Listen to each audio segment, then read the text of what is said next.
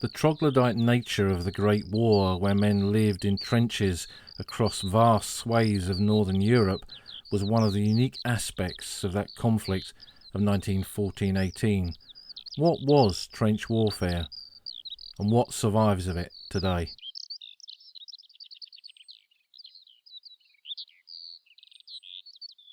As we begin to move the podcast forward into new directions, particularly as the ability to travel to the battlefields of the Great War begins once more, which I hope it will, either late summer or into early autumn of this year, and we'll be able to record episodes on the ground itself, I want to expand the range of things that we do. The podcast is about the battlefields of the Great War, about that old front line, but it's also about the history of it too. And I want to have some more episodes where we focus on that history and aspects of it. In particular, I know that a large number of people who work in education listen to the podcast, and they like to have useful chunks of it that they can use with their students to understand the wider aspects of First World War history. So we'll begin that this week with a look at First World War trench warfare on the Western Front, largely from a British and Commonwealth perspective, but we'll touch on obviously other aspects of it, in particular the difference with the German approach to trench warfare on their side of the battlefield. So lots of new ideas in the pipeline for the podcast. One of those, for those of you who are very kind to support the podcast via Patreon and Buy Me a Coffee, is I'm going to be doing a free online talk. I sent a message around to all of you recently, which I hope you've got, but I thought I'd put it in here just to pick up those of you who hadn't seen that message. Keep an eye on your messages there, because I'll be sending you a link so you can come and join that talk, which will be later on this month. This is one of the ways I intend to take the podcast forward in the coming months and years. Not to have episodes of the podcast hidden away. The podcast will always be free. Every episode will always be broadcast here, and you'll be able to listen to it on your favourite podcast platform, whether that's Apple, Spotify, online via the podcast website, or whichever you choose. But I want to be able to produce as well, I think, some bonus material, particularly visual bonus material, videos going forward, which I can use to say thank you to those of you who do step forward and support the podcast. And I think that's a good thing to do. And probably what we'll do is run those on there for a time so that those people will see it first, and then eventually they'll be uploaded onto a YouTube channel and you'll be able to watch them further down the line. But again, we've got to get to that point where we can get back to the battlefields to do that. But that's in the future. This week we go back to the past and we return to the Western Front to look at trench warfare.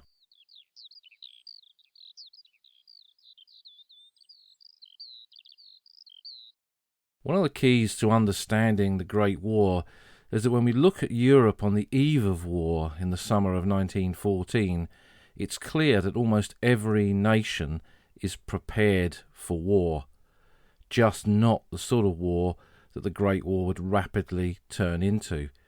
These nations were prepared for mobile wars, not necessarily wars of old as is often believed, but certainly a war that was rapid and swift and involved cavalry and manoeuvre, not long periods of static warfare where both sides dug in. And obviously when we look at that early phase of the war on the Western Front, with the German Schlieffen Plan, the invasion of France, part of it through Belgium, part of it across the border of Alsace-Lorraine into eastern France, heading towards Paris, stopped at the Battle of the Marne, and the manoeuvre period, even at that point, begins to come to an end, because the Germans are pushed back from Paris, back over the Marne to the next river, the Aisne, and above the Aisne are the Aisne Heights, and the Germans pull back to those Aisne Heights, and they dig in. And it is here that some of the very first trenches on the Western Front are dug. Dug by the Germans, dug opposite them, of course, by the French, and also by the British. The British Expeditionary Force, the BEF, the Regular Army, the Old Contemptibles, they dig trenches in this area above the Aisne River, close to villages like Chavon and Soupir, and that first inkling of what the war might turn into becomes apparent. But that static position along the Aisne doesn't last long, because the Germans begin a new manoeuvre, and that is the race to the sea up in northern France and across the border in Belgium, in Flanders. And there, in the first Battle of Ypres and the fighting between La Bassée and Armentières in northern France, we see mobile warfare again, but the British, the French, and what's left of the Belgian army are on the defensive in these battles and begin to use defensive tactics. So rather than have their men assemble above ground level and engage the enemy, they utilise the terrain. There are agricultural drainage ditches which are used as impromptu firing positions. And when we look at some of the photographs from that period, we can see men of the BEF, we can see French soldiers, and we can see Belgians along the Yser River beginning to dig in to prepare firing positions. Now, whether you can call these trenches at this particular point is debatable, because very few of them were connected up. When we look at the pre-First World War military engineering and field manuals, we see that British soldiers, and I would guess it would be the same with most European armies, were trained to dig firing positions. If we look at the design that the trenches eventually became, that is replicated in these pre-war manuals. So the actual trenches themselves weren't born out of the conditions on the Western Front.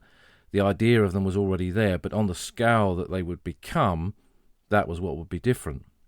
So in 1914, in these battles from Mons to the Aisne to the First Battle of Ypres and the conclusion of that mobile war, there were instances where trenches were dug, where positions were made.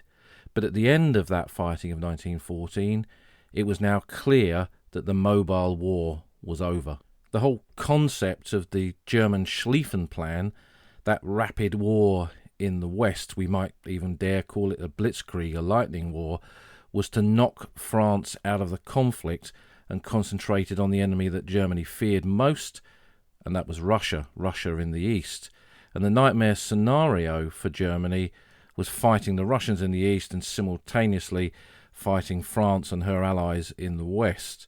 And at the end of 1914, having failed with the Schlieffen Plan to reach Paris and knock France out via that method, and then with the race to the sea being stopped in Flanders and northern France, Germany was now facing that nightmare scenario of a war on two fronts. So on the Western Front, and the naming of the Western Front comes from Germany, it's a name that was adopted essentially by both sides. The Germans realise on this Western Front that the only way they can possibly succeed in this war, fighting here in the West and simultaneously in the East, is to dig in and dig deep. So both sides begin to dig in during this period, but the German philosophy, that is at the very heart of their war in the West. The idea is you construct trenches, you construct positions, you make them so formidable, you know that the Allies will attack you, that France will want to push you out of France, the Belgians will want to push you out of Belgium, and whoever else has joined the fight, which by this stage, of course, is Great Britain and the Empire, will want to push you out of wherever you are. But if you make your defences so formidable, they will break against it like a wall, suffer catastrophic casualties, and possibly sue for peace. So although Germany might not win a military victory on the Western Front, they might be able to end the fighting there, gain something for Germany, and then concentrate on that greater fear of Russia in the East. So this becomes the hypotheses really at the very heart of the Germans' approach to fighting on the Western Front in that early stage of the Great War. Now initially those early trenches were just continuations of the drainage ditches and the firing positions that had been made in those battles of 1914, whether that was in Flanders or whether that was down on the Aisne or indeed anywhere else where the two armies had come to a grinding halt. And if you look at the positions in late 1914 on into early 1915, there is this massive German forces from Belgium right down to eastern France, and facing them France, Great Britain, Belgium, and eventually troops from both the empires of France and Britain. And this newly formed Western Front is about 450 miles long from the Belgian coast right down to near the Swiss border. But those early trenches, particularly the drainage ditches, were soon found wanting because they'd been dug in the late summer in the approach to early autumn, and as autumn moved into winter, drainage ditches had one purpose: to drain away water, and they soon filled with water, and some of the impromptu firing trenches filled with water as well. So the realities of living in ditches in a field soon became apparent. And what you see during that period of 1914 into 1915 with the construction of the Western Front, the construction of the trench system, is the realisation of this and the adaptation of positions based on what the terrain was like. We spoke in a previous podcast, and it's worth going back to that, with Peter Doyle, Professor Peter Doyle, about the geology of the Western Front, and that's an important aspect of understanding how and where different types of trench systems were dug. So at this point we might ask ourselves, who dug in first? This is a question that often is asked. In fact, someone asked me on Twitter just the other day. When you think of those two great armies meeting in the open fields of France or Flanders, who was it who dug in first? Well, it's always amazing how quickly a soldier can dig in when he's under fire. The imperative to protect yourself to survive is a great one. And those improvised firing positions that we spoke about in those early battles were essentially dug simultaneously by both sides. So when that front stabilised and the whole network of trenches developed, it began in a gradual basis, the connecting up, as we've mentioned, of the firing positions and the drainage ditches and everything else. And then over the days and the weeks and the months that followed, that whole network developed. So it wasn't really a case of someone digging in and then someone else having to dig in opposite them, directly under their eyes, directly under their fire. It was a case that really this whole development of the static war began simultaneously. Now, while the German approach to the fighting in the West was to dig in and dig deep and let the Allies attack you, what did trench warfare mean for the course of the war in 1915? Well, the Allies, the British and the French, decided to take the fight to the enemy. They wanted to push the Germans out of the nations in which they found themselves defending, whether that was the home territory of France or for Britain. The bulk of their fronts was in Belgium, was in Flanders, although part of the army was in northern France between that town of Armentières and the La Bassée Canal. The British front at that particular point was only about 20-30 miles long, so the bulk of the Western Front then was being held by the French. The French are one of the first to go underground with mining operations to dig underneath these prepared trenches and blow them up. This really replicated siege warfare of old. If you read about medieval sieges, it wasn't uncommon for someone to tunnel underneath the castle walls and try and blow them up. There were no castles now, but the trench system occupied by the German army was symbolic of castles of old, and the French used that analogy and used tunnellers to try and destroy it. But that was only something that at that stage could be achieved on a localised basis. The British began to attack the German positions. The first attacks by the British Army were in Flanders in December of 1914, near to the village of Whitesheet, when British units attacked the German positions there. Not much preparation, not much artillery, just the spirits of the offensive, officers waving their swords and leading their men over the top into machine gun doom, really, at that particular point. And it was clear that that type of attack against prepared positions would only result in one thing, and that was heavy casualties. So the year 1915, with successive British attacks along the Western Front, from Neuve Chapelle in March through to the battles of Albers Ridge and Festubert and Givenchy, and then the fighting at the Battle of Loos in September of 1915, sees again and again the British attempt to understand this war and try and break this stalemate. Now, in some battles, such as Neuve Chapelle, there is some success, but one of the things that hampers the British attacks and the British offensives of 1915 is the lack of artillery. Now, it's not that they don't have the guns, it's that they don't have the shells to put in those guns. There were problems with shell construction and the production levels of shells that were required, but also there were strikes in the factories over conditions. And it wasn't until that was sorted out by the Ministry of Munitions that the required number of shells was finally delivered to the guns on the front line. And that really took until the Battle of Loos in the late part of 1915 for that to happen. And again, when we look at how the British chose to, or tried to, break the stalemate of trench warfare, it was using artillery. Because if an enemy is dug in and you can't move him by attacking him, you need to use weapon systems that are remote, so weapon systems away from the battlefield, to fire munitions onto it. And artillery is a good example, but that's at the top level. So guns, heavy guns, field artillery. At the lower level, in the trenches themselves, you see it replicated there too, with the use of hand grenades, which the British Army did have some in stock on the outbreak of the war. They'd made a hand grenade for the Mexican army that was never delivered, and that was then sent to soldiers in the front line.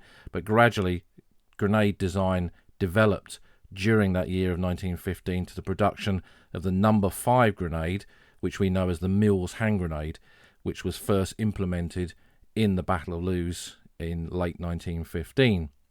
But before that, soldiers were making their own grenades, jam tin bombs, which were literally plum and apple jam tins packed with gun cotton explosive in a wick fuse, which you lit and then you threw at the enemy. Now, that was okay when the enemy positions were quite close by. What if they were a couple of 100 yards away? So all sorts of weapons were constructed to try and throw these grenades, to throw these explosive devices at the enemy, from catapult guns, which were really looking not dissimilar to the Roman ballistas, which would fire the object at the enemy from a catapult, through to wartime developed devices such as the spring gun, which was basically a big box of springs with an arm, and when you pulled that arm it tensed all the springs against a throwing arm, which then used the power of the springs to propel whatever you put in that throwing arm across the battlefield. In the French army there was battlefield recycling in this respect. They took discarded 77mm German shrapnel shells. So when a German shrapnel shell, just like any shrapnel shell, explodes, the fuse pops off, the shrapnel balls come out of the inside, and you're left with a metal casing, a long metal casing. And the French took that, because it formed an impromptu barrel really, placed it on a wooden block, put a little charge at the base of it, and used that to propel objects out of it towards the enemy. This then led to the development of trench mortars. Now, mortars, again, was a medieval siege weapon that had been used to fire explosives onto castle walls or fixed positions. And you see the French deploying their various designs of crapouillots, their trench mortars, firing quite substantial mortar rounds at enemy positions across the battlefield with some effectiveness. There's a memorial to the crapouillot at La Faux on the Chemin des Dames, or at the beginning of the Chemin des Dames, a big mortar bomb sitting there, imposing on the battlefield, looking over the grounds where the fighting was in 1917. But it commemorates the use of these mortars almost from the very beginning of trench warfare. The British do the same. They have a wide variety of mortars to begin with, but the Stokes mortar becomes the main trench mortar used by the British Army. Developed by Sir Wilfrid Stokes, it was essentially a drain pipe that fired a bomb. And the bomb looked a little bit like a modern car exhaust in some ways, and when people see them on the battlefields today, they often wonder why car exhausts are lying there in the midst of the fields of the Somme or northern France, when in fact they are mortar rounds. And the Stokes mortar worked with the bomb being dropped into the tube. There was a spike at the bottom, and there was a propellant cartridge at the base of the mortar, and wrapped round that was a propellant charge. So when the bomb slid down the tube, hit the spike, it ignited the cartridge, ignited the propellant charge, and threw the bomb out of the tube. And at the top of the bomb was a device very similar to a Mills hand grenade spoon, the arm that flicks off when you pull the pin out of the grenade and then it sets the detonator off. A similar spoon was on a Stokes mortar, so when it came out the top of the tube, the spoon was pushing against the side of the tube. As it got to the top, the spoon flew off and the timer began, and crews would have to work out distance over time, so they put the right amount of time in there to propel the round onto the target and it would explode. And a well-trained crew of trench mortarmen could get something like 8 to 10 bombs in the air before the first one landed on the target. And what they would do is come along with these Stokes mortars, which were very portable, set them up in a firing position. There might have been a base specially constructed for them, but very often they just set it up in a trench, fire off their rounds, pack up their equipment and go back to their billets. And this wasn't very popular with the infantry manning these trenches, because by the time the trench mortarmen had left, the Germans had reacted and fired their own trench mortars, their own artillery, onto those positions in retaliation. Stokes mortars were used at brigade level. There was a brigade trench mortar battery that was attached to the infantry battalions within that brigade, and that remained pretty constant from 1916 until the end of the war. There were heavier trench mortars, the 2-inch toffee apple, that was a big sphere with a stick on that was fired from a 2-inch mortar, and the sphere was full of explosive. The plum pudding was the other name for that one. And there was also the 6-inch Newton bomb trench mortar weapon and the 9.45-inch heavy trench mortar used by the British, known as the Flying Pig. Now, these three types of medium and heavy trench mortar were manned by men from the artillery, not from the infantry. Trench mortar batteries were drawn from infantry personnel. Medium and heavy trench mortar batteries, which were at divisional level, they were divisional assets, so they were weapons that could be allocated to any part of the battlefield where that formation was fighting. They were manned by artillerymen. On the German side, we see a whole array of trench mortars being used by them.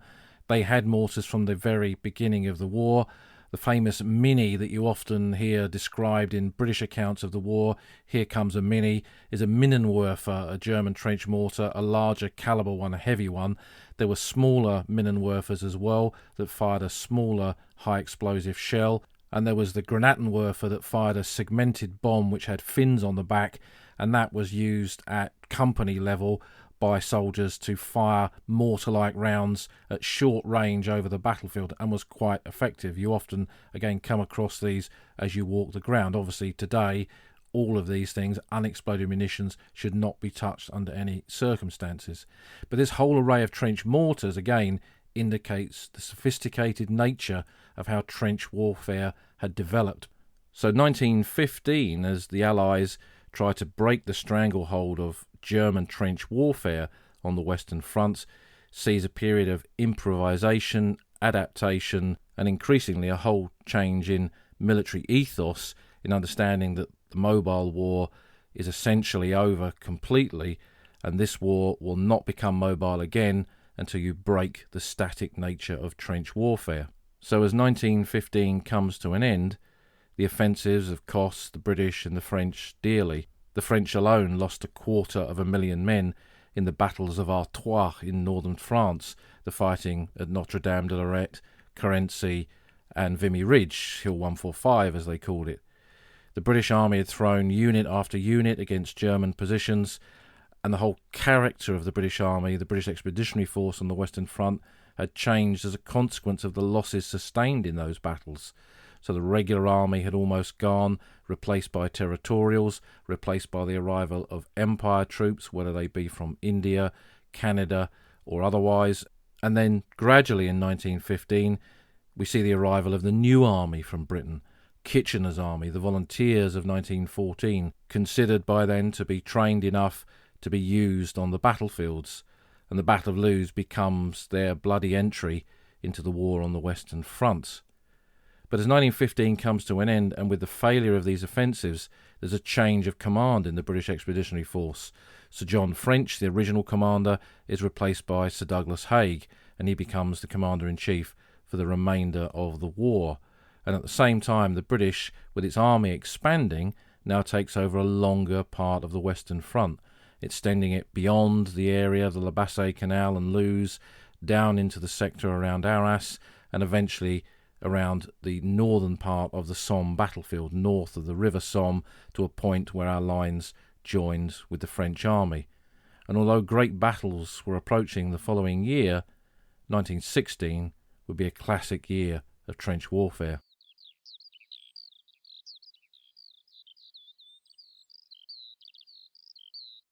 The year 1916 was in many respects the peak of trench warfare. This was a period of what we could describe as classic trench warfare, when after nearly 2 years, the whole infrastructure of the battlefield was now incredibly complex. Each side had both defined and refined their approach to constructing their defences along this Western Front. And what were the make-up of trenches by this stage of the war?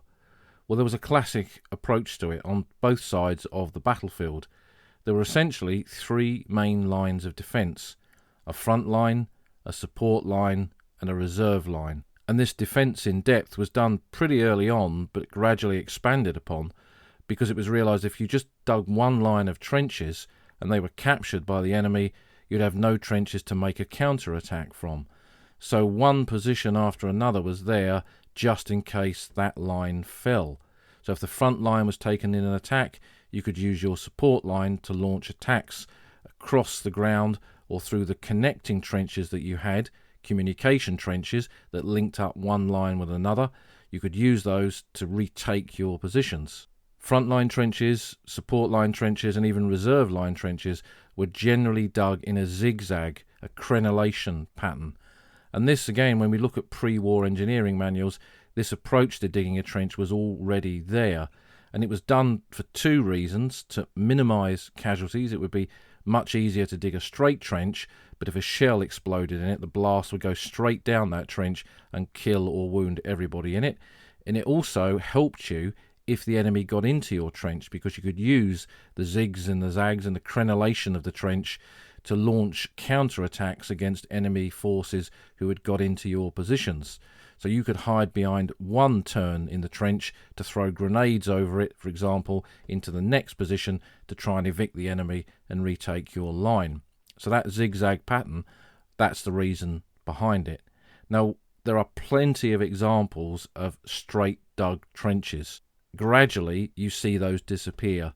Some remains in sectors that were not particularly active, but generally speaking, it was realised just how dangerous a straight trench was, and they were effectively abandoned. Communication trenches, which I've mentioned, were the other most common type of trench. They were trenches that connected up one line with another. If you didn't dig them, your men would have to go up over open ground to get from the reserve line to the support line, or the support line to the front line. So communication trenches were vital in moving your men up. In some locations where the enemy dominated the position that you were in, looked down on it, the communication trenches became communication tunnels, dug by engineers on the British side, and it enabled men to move safely underground from one line of trenches to another. Communication trenches and tunnels were not positions that were occupied at all times. They were simply a means to get from A to B.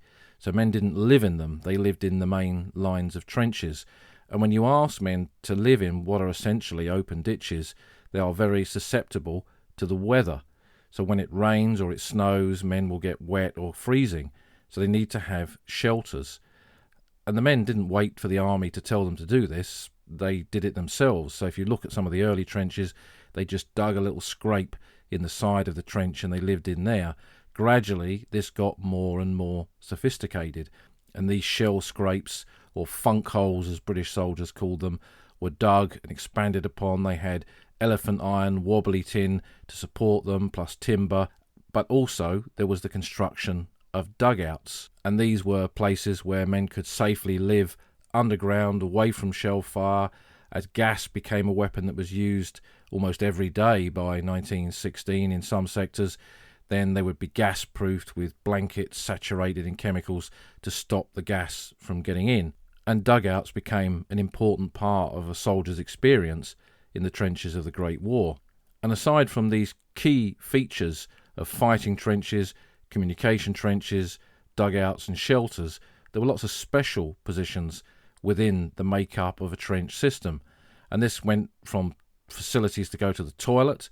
Men had to go to the toilet when they were in the line. They couldn't just go to the toilet in their own trenches because disease would spread very, very quickly indeed, with a huge amount of human feces everywhere. So separate saps, little trenches dug away from the main line where there would be toilets in there. Now these were not luxury toilets. They were very often a small shell hole connected up to the trench, where there would be a plank or a pole across it, and men would go to the toilet there. But flies would gather around an open toilet, and when a soldier went in there to go to the loo, the flies would disperse, and a keen-eyed German could notice this, realise there was someone in that position, and bring down trench mortar fire, artillery fire, whatever. And there were men killed on the toilet. So eventually this became more sophisticated with self-closing lid toilets, where when you went in there, did your business, even if you forgot to shut the lid, it would come down automatically and it would reduce the build-up of flies and stop this from happening, stop the flies indicating that someone was in that position. There were also separate bays or positions for specialist weapons as the war went on, so machine gun positions, trench mortar positions, special positions for the trench catapults that we mentioned, or the spring guns, or the other types of paraphernalia that the army used to fire projectiles across the battlefield. There were sniping positions built. There were saps dug forward from the trenches, which were observation posts, where you could put sentries to keep an eye on the enemy positions. And the artillery, forward observation teams from the artillery, dug their own observation posts where they could survey the battlefield with fixed telecommunications, relaying back to their battery sites, usually by telephone line, where they could more accurately direct the fall of artillery fire. So by 1916, and this is only a tiny insight into the different types of trench positions there were, the whole battlefield had become incredibly complex. For the men in the trenches by this stage of the war, they would do regular stints in the front line, rather than just arrive, as probably many people believe, arrive and just stay there until you were dead or wounded, or the war was over. What happened was, they tried that essentially in 1915. The 2nd Battalion, the Manchester Regiment, became one of the battalions of the British Army that had the record period of trench warfare service, something like 85 consecutive days in the front line, and it was worn out, totally worn out at the end of it. And the army realised that you couldn't subject men to that length of period on a frontline position. So they rotated men. You typically did 7 to 10 days on the battlefield, not 7 to 10 days directly in the front line. Your battalion would break that down with your company. Battalion has 4 companies, normally A, B, C and D. A company would do a few days in the front line and then move back to the support line and then back to the reserve line and then back to a position close by, and the other companies would be rotated through those same positions. So what that meant was you as an individual soldier would not always be directly facing the enemy. And after a period of those 7 to 10 days in the front line, you'd come out, stay in a village close by for a few days, and then go back up and repeat that again. And you do that again and again and again, perhaps over a couple of months, and then you'd be pulled out of the line, sent to a place much further back, tens of miles from the front, perhaps right up close to the French coast, and you'd have a period of rest there before you returned to the battlefield area and began the process all over again. Now, by this 1916 period of classic trench warfare, what were the differences between British and German trenches? And those differences really reflect that philosophy that went right back to the beginning of the war. The Germans had dug in, dug deep, and they were there to stay. It was a permanent position for them until they could end the war in Germany's favour. For the Allies, there was always the prospect of attack. So it wasn't necessary to dig big and elaborate trench systems because you were always going to be attacking, always moving on. And your men might get too comfortable, too used to staying in those ditches that protected them, and you didn't want that. And when you look at wartime images of both sets of trenches, and I'll put some examples onto the Old Frontline website, oldfrontline.co.uk, you can see this quite apparent. The German positions are elaborate and well constructed, and the Allied ones are less so. And I've seen this myself in observing archaeology on the battlefields. The superb First World War archaeologist Simon Verdigam did a massive dig at Messines in 2012 where they covered a huge area of battlefield there, and I saw just how complex and how varied the German positions were. From early war German trenches like Blauergraben, we could see the basic design of trench, and as the war evolved and Simon and his team began to explore the different lines of trenches, we could see how elaborate the German positions were, how in-depth their defences were, and how well constructed their dugouts and positions and tunnels were on that part of the battlefield. And at Bosinger some years before that, I'd seen the diggers unearth some of the British trenches there, and they were well constructed, but they were nothing as elaborate as what you'd expect to see on the other side of no man's land in the German lines. When you were in the trench, what did it look like? What did you see? Well, running at your feet were duckboards. Both sides used these, and underneath those duckboards was a drainage system to drain away the weather, the rain, and to drain away the water in conditions that got flooded. And the duckboards were walkways built on top of that to enable men to safely walk and not have to walk in the water or the mud or anything else. There were occasions, of course, in which the weather was so bad or the flooding was so bad that the water came up above the duckboard level. I remember on the dig at Bosinger, when the trenches got nearer to the canal, the number of duckboards piled up on top of each other to lift the men out of that water got more and more, to where there was like 6 or 7 of them by the time they got to the edge of the canal itself. But these duckboards were wooden. The British ones were slatted walkways, constructed by engineers behind the lines and then brought up by the infantry and put in place by them. Work on these was pretty much continuous because they would get damaged by footfall and they would get damaged by shell fire and everything else. So they were forever being worked on. In the British trenches, soldiers were required to keep that part of the trench clean so that the drainage area beneath the duckboards didn't fill up with rubbish and become unusable. So they weren't allowed to stuff their used cigarettes down there or discarded tins of bully or plum and apple jam. And there was regular inspections of this to make sure that these were in good condition. So that was the floor. The sides of the trench could be bare earth, particularly in the early period of the war, but of course earth moves, particularly with the concussion of artillery fire, so they were shored up with varying types of material, wood scrounged from demolished buildings in villages behind the lines, and as the war went on and the trenches became very much a feature of the landscape, then prepared material was brought up, planking that was used to shore up the trenches, elephant iron that could be used, the wobbly tin that could be used for the same purpose, meshing material. If you look at contemporary photographs, you see a number of different ways in which the sides of the trenches were shored up. On the German side, and I've seen this in archaeology on the battlefields, they use a sort of a wattle and daub type thing where they would use weaved together branches to be the supports on the side of the trenches. And you particularly see this in Flanders. A layer of sandbags could be placed against the side of these reinforced trenches to give it further protection. Again, you see this in quite a few photographs of the period. And when we speak about sandbags, there's not sand in them. They just used whatever earth was available. Sandbags were quite big, and one man would hold the sandbag open, another would use a shovel. He wouldn't use his entrenching tool, that wasn't the right bit of kit for it. They'd use a shovel to shovel earth in, seal it up, and then put the sandbag in place. And if you raised your eye level up a little bit in the trench, both sides of it were also supported by sandbags. The front of the trench was called the parapet, and the back of the trench was called the parados. And the sandbags on the parados would give further protection to the men within the trench, and the parapet was the position in which they got onto to fire at the enemy in case of an enemy attack. Now this was higher than the top of their head. How did they get up there? That's where a so-called firing step comes into place. The firing step was just that, a step up to be able to look over the top of the parapet and fire your weapon, whether that was a rifle, a machine gun, or whatever.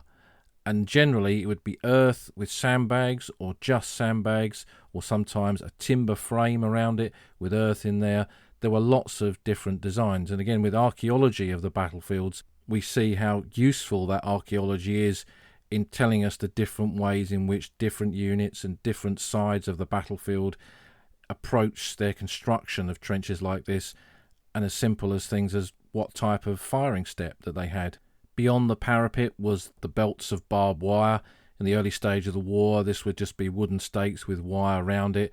The British also favoured what were called knife rests, which was 2 cross pieces of wood with a beam between them in which wire was wound round that, and they were a little bit more mobile, so you could create lanes, kill zones, or ways out of your own barbed wire into no man's land, but that could easily be tossed around by artillery fire. So gradually both sides began to use barbed wire pickets. The The other issue with wooden stakes is that you had to stand in no man's land in full view of the enemy, obviously at night, but nevertheless you had to stand there with a wooden mallet and hammer a wooden stake in.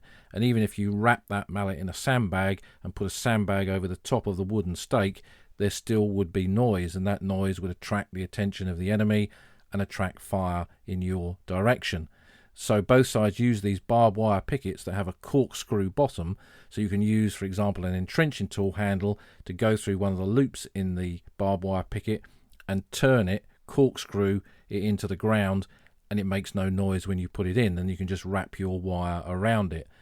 Both sides use these. German ones very often have a spike on the top, so if you, tangled yourself up in the wire, you'd impale yourself on the spike. But this was a standard type of design of kit used to hang the wire on for most of the First World War. What did men do when they were in these trenches? Well, for a big chunk of the time when it was static, not a lot. They would stand to twice a day, in the morning at dawn and in the evening at dusk. Dawn and dusk was the typical period in which traditionally an enemy would attack, in the half-light of dawn and in the half-light of dusk. So men would get onto the fire step and be ready just in case an enemy attack was coming. In the early period of the war, you read about what was called the Mad Minute in British accounts of the fighting. This would be in the morning stand to, when they'd get up onto the fire step and blaze away with everything that they had in the direction of the enemy. Now, the Germans weren't stupid. This was happening pretty much at a regular time every day, so they weren't standing there waiting to get hit. They took cover. So blazing away with all this ammunition was doing nothing, it just expending your ammunition. So eventually that approach was stopped. Men still stood to, both in the morning and in the evening, but they didn't blaze away with their rifles and their machine guns. During the daylight hours, because of the risk of observation and being seen by the enemy, you didn't really do a lot in the trenches. You might be forced to do a bit of work. You might be forced to work on the duck boards, for example, or down in your dugout or in your shelters. But generally, during the day, there wasn't a lot to do because it was too risky, and you sat around and it was pretty boring, a word that we probably don't associate with the First World War, but that was the reality of it. Men sat on the fire step, played cards, played two up, played Crown and Anchor, all the different games that soldiers played, some of which were greatly frowned upon by the army. They also wrote letters to home. They received letters. The post corporal would come up with the daily post. The provision of post moved rapidly across the Channel to and from the Western Front, and it was considered a vital part of the morale of the soldiers on the battlefield. So the provision of letters coming to men in the front line and then being able to contact people back home from the front line was an important part of that. And millions of letters went backwards and forwards over the course of those 4 years. Rations were distributed on a regular basis, and probably food in the Great War is an episode in its own right. British rations tended to be monotonous but continuous. German rations were often better, but as the war went on and the submarine blockade took its hold on Germany, the ability to supply their men with all these wonderful things gradually ran out, and they were eating bread made out of sawdust, drinking coffee made from ground acorns, and very few of them had seen any real meat for quite some time. Nighttime in the trenches was when this whole troglodyte world suddenly came alive, because you could use the cover of darkness to do things. Work more properly on your trench positions, go out into no man's land and repair your wire, and also at night you could use the cover of darkness to actively patrol no man's land, to keep an eye on the enemy, if not raid their trenches. Now, they didn't raid their trenches every night or even every week. It was often done for specific purposes. If you noticed that a new unit was coming into the German trenches, then you'd send a party over to try and find out what that unit was. And occasionally some British units on arrival in a new position, part of their policy was to immediately raid the German positions to see who was there and see what their defences were like. So that sort of activity went on, and again, trench raiding is perhaps deserved of an episode to itself. But in these day-to-day activities of trench warfare, it was continuous, it was monotonous, it was much more about labouring than fighting. There must have been men who went to Ypres, for example, in that long period of trench warfare there from mid-1915 to mid-1917, who went into the trenches and were killed or wounded after only a few months there, who never ever had an opportunity to fire their weapon in the direction of the enemy. And of course, firing your weapon, shooting your rifle, blazing away with your machine gun in the direction of the enemy is all part of the masculinity connected to military service. And if you've never had an opportunity to do that, how would you, as a wounded survivor, been sent home, and that's the end of your experience of trench warfare, how would you have felt? How would that have affected you in later life? And these are perhaps aspects that we don't always consider. So 1916 was that classic period of trench warfare. There were, of course, big battles like Verdun and the Battle of the Somme, which again tried to break it. But really the end of trench warfare would only come the following year, with the beginning of the offensives of 1917 on into 1918.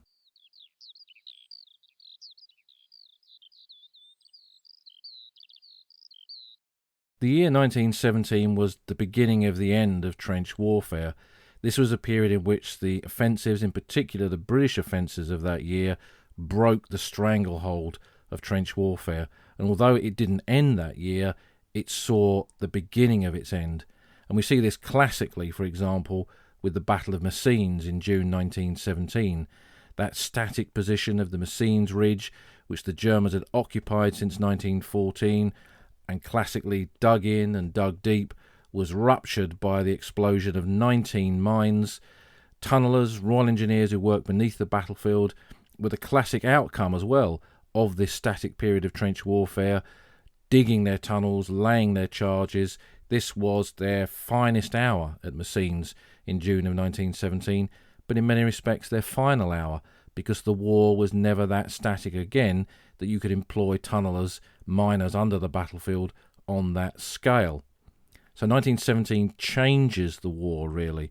And as we move into 1918, the British Army changes again. By this stage, the vast bulk of its troops are conscripts. The volunteers have been sacrificed at battles like Loos and on the Somme in 1916, and now they've been replaced by wartime conscripts.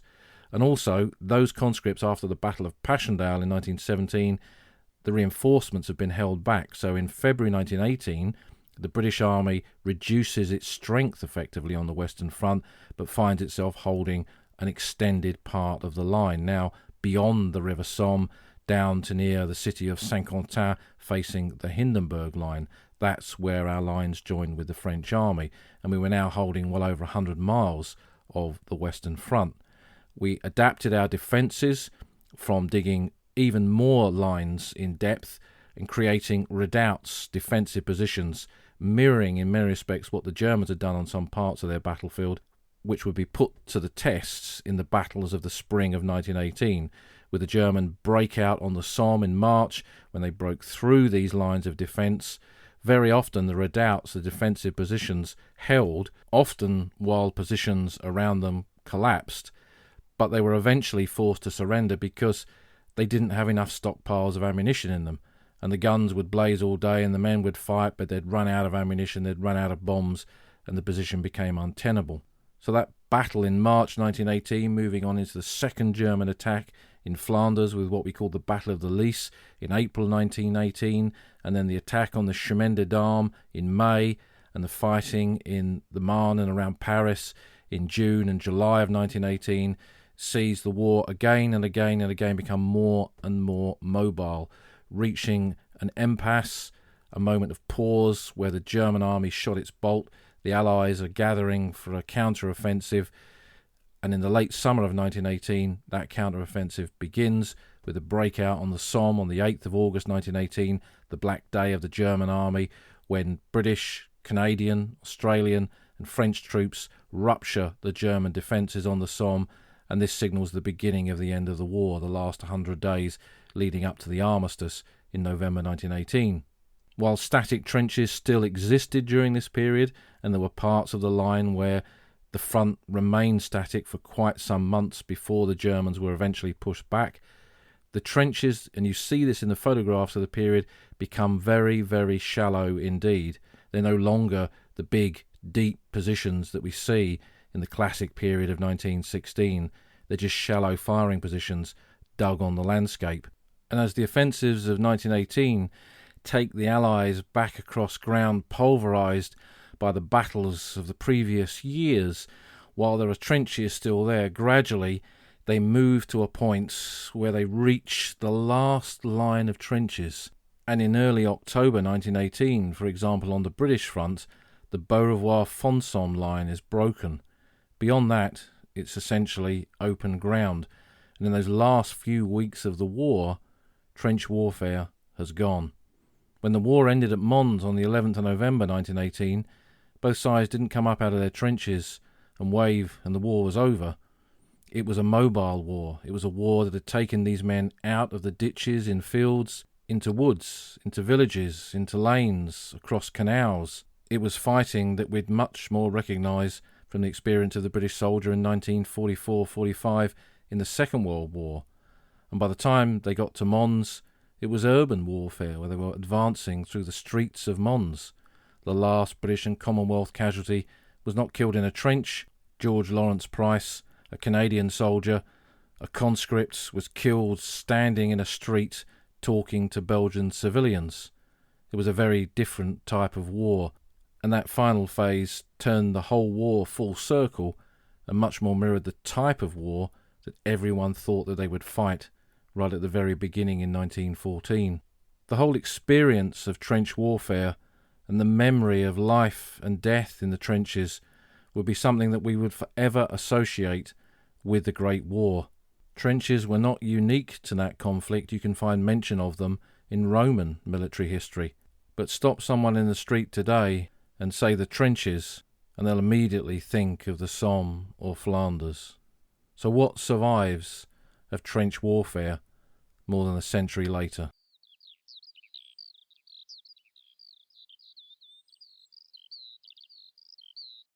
When the war came to an end in 1918, the shattered remains of 450 miles of the Western Front were still there on the landscape, much of it already overgrown as the fighting had moved on. Civilians began to return in that early part of 1919, and the land was gradually reclaimed. The craters and the trenches and the positions were filled in. Those trenches which had so characterised the war disappeared, leaving ghostly shapes on chalk landscape, but nevertheless they existed no longer. But with an end of the war began a new period of the history of this ground, a period of pilgrimage, of tourism, and one thing that people wanted to see were trenches. How did they live, they asked. How did men survive in these trenches? They wanted to see them, and in certain areas they were preserved, and some of them are still there today. The trenches of death at Dixmude, dug along the Yser Canal by Belgian soldiers, give us a classic insight into what life was like when only a canal separated you from the enemy. The trenches there were preserved in concrete. The sandbags were concrete. It's something that was done in several parts of the front. And while in the early 80s, when I first visited those trenches, they were part of a private museum, they are now run and maintained by the Belgian army and are still open with a visitor centre that explains the history of the site. At Sanctuary Wood, the last of the original trench museums, here a set of original trenches were just left and a museum constructed around them. And while many people doubt these trenches are original, I'd refer you back to a previous episode of the podcast on this, they are, and they give us a good insight into what the British experience of trench warfare was like. There are now reconstructed trench systems too, at Hoog, at the Hoog Crater Museum, highly recommended. There's a small section of both British and German trenches reconstructed in that classic 1916 style there. At Zonnebeek, there's a much bigger system of reconstructed trenches using experimental archaeology, and you've got a progression there from early war German trenches into later war ones that were found during archaeology in Flanders, and they've based the design of these reconstructed trenches on those, into a typical 1916 period British firing trench with the typical quite exact zigzag pattern, crenellation pattern. Down in France at Vimy Ridge, with the creation of the Canadian Memorial Park leading up to the construction of the Vimy Memorial, a section of trench system there was preserved with British-Canadian lines around the mine craters on one side and the German positions on the other side. And again, very similar to Dixmude with the trenches of death, the trenches were preserved in concrete there, so concrete sandbags, concrete duckboards, concrete firing steps. And there's quite a good recording of a veteran visiting those in the 1980s, which I'll put as a podcast extra on the podcast website, so you can hear what his thoughts were visiting those trenches in the 1980s. Down on the Somme is the Newfoundland Memorial Park, a whole section of battlefield purchased by Newfoundland after the war and left in its wartime state. And on the British sector of the Western Front, this is probably the most important location to visit to understand trench warfare, because you just don't have an isolated trench here, you have a whole battlefield.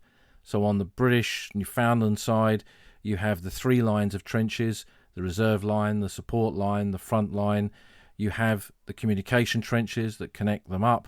You have no man's land, and then you have the German positions beyond.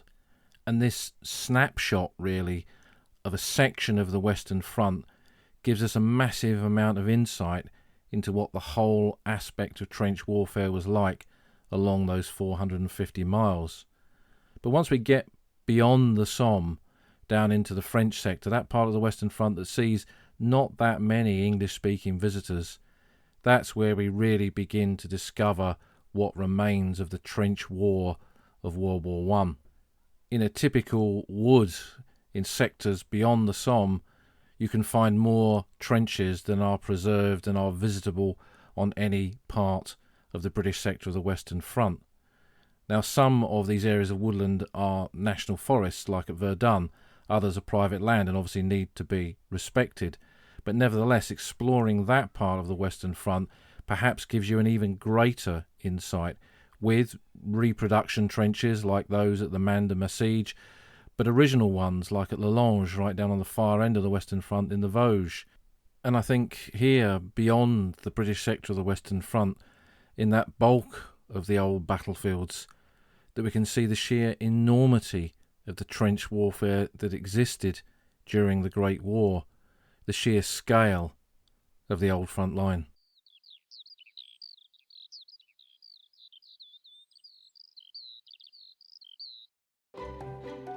You've been listening to an episode of The Old Front Line with me, military historian Paul Reed. You can follow me on Twitter at Somcorps. You can follow the podcast at Old Frontline Pod. Check out the website at oldfrontline.co.uk, where you'll find lots of podcast extras and photographs and links to books that are mentioned in the podcast. And if you feel like supporting us, you can go to our Patreon page, patreon.com/oldfrontline, or support us on Buy Me a Coffee at buymeacoffee.com/oldfrontline. Links to all of these are on our website. Thanks for listening, and we'll see you again soon.